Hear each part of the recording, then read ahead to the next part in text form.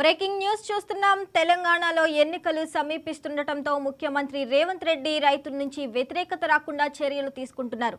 ధాన్యం కొనుగోలులో ప్రభుత్వం చిత్తశుద్ధితో ఉందన్నారు.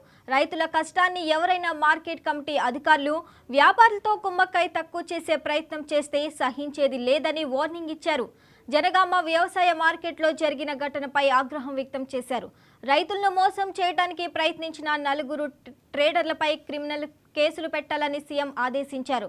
నిర్లక్ష్యంగా వ్యవహరించిన మార్కెట్ కార్యదర్శిని సస్పెండ్ చేయాలని ఆదేశించిన అడిషనల్ కలెక్టర్ రోహిత్ సింగ్ను అభినందనలు తెలిపారు సీఎం రేవంత్.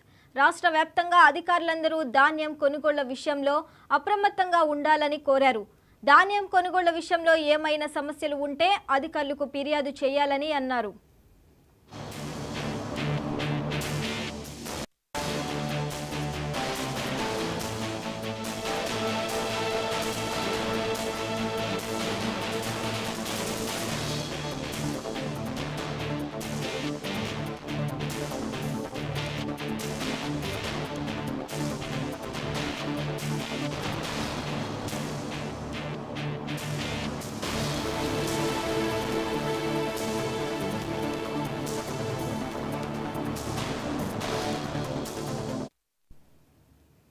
తెలంగాణలో ఎన్నికలు సమీపిస్తుండటంతో ముఖ్యమంత్రి రేవంత్ రెడ్డి రైతుల నుంచి వ్యతిరేకత రాకుండా చర్యలు తీసుకుంటున్నారు.